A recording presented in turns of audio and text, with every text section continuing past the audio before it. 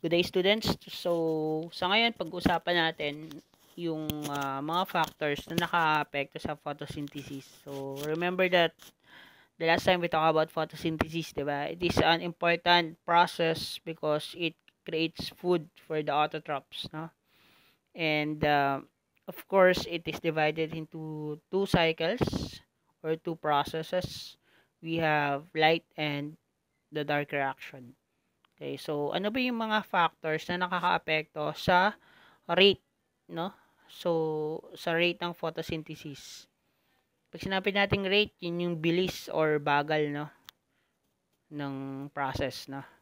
Next, so light intensity. Yun yung unang factor. So, yung intensity ng light. So, ano bang kinalaman ng intensity ng light? Okay, so as light intensity increases, the rate of photosynthesis initially increases. And thereafter levels off to a plateau or saturation point. So, pag mataas daw yung intensity, ibig sabihin mainit, no, mataas yung energy, yung rate ng photosynthesis tumataas din, bumibilis din, no?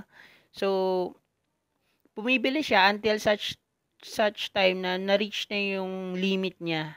Ang tawag natin din is yung saturation point niya. Okay, pag na-reach niya na 'yon, ibig sabihin stable na siya. Hindi na magbabago yung ano niya, yung rate ng photosynthesis. So tingnan natin dito. So this plateau represents the maximum rate of photosynthesis as seen in this diagram. Higher light intensity initially causes more electrons in the chlorophyll molecules to become excited. Okay, so dahil nga alam natin yung chlorophyll, 'di ba? Yun yung ano, yung pigment sa plant na doon nagsisimula actually yung ano photosynthesis. So, tinatamaan na ngayon ng light yung chlorophyll na yun. So, syempre, pag higher yung intensity ng light, marami ring tatama ang chlorophyll. So, magiging excited sila. Pag sinabi natin excited, they will gain energy. Okay? So, yun. Unti-unti, yan, tataas yung yung rate. Ibig sabihin, abang mataas yung light intensity, tataas din yung rate. Ibig sabihin, bibilis yung process ng photosynthesis. Kasi maraming electrons na-excite doon sa chlorophyll. Pero, pag syempre, halos lahat ng chlorophyll na excited na yung mga electrons na, no? There will come a time na, syempre, used up na sila lahat. Kaya, ano lang sila, tag dito, they will stay to a saturation point, no? Yan yung plateau na yan. Kaya makikita nyo, yung sa graph, pataas siya ng una Tapos, dumating sa point na stable na siya or pumantay na siya. So, yun yung na-reach niya yung plateau niya. Okay, so as more and more electrons are excited, the light reaction occurs more rapidly. At a certain light intensity, however, all the available electrons are excited and a further increase in light intensity will not increase the rate of photosynthesis. So, magiging stable na yung rate kapag na-meet na yung, yung saturation point. Okay, so wala nang wala nang electrons na may excite sa point na yan, yung plateau na yan. Next, another factor is yung carbon dioxide. So, like increasing light intensity, increasing the levels of carbon dioxide around the plant stimulates photosynthesis until it reaches a plateau. This graph would resemble that of light intensity. So, ganun din, no? Pag tinaasan mo yung level ng carbon dioxide, of course, the rate of photosynthesis will also increase.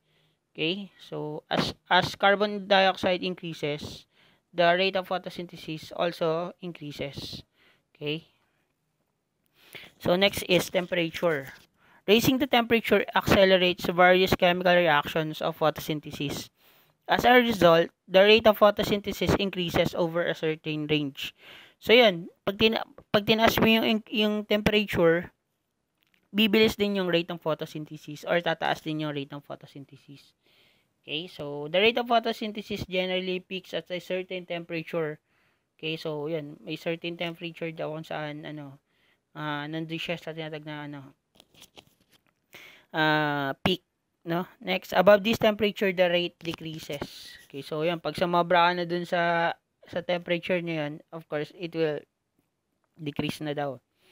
As the temperature increases, the stomates begin to close to limit water loss. So, yun nga, kasi habang tumataas yung yung temperature, may mga parang pores yung leaves, no, sa plant. Ang tawag doon is stomata. Yun yung binabanggit diyan na stomates. So, yun yung nagko-control nung pagpasok ng carbon dioxide at water dun sa plant. So, habang tumataas yung temperature, syempre bumubuka yan, di ba?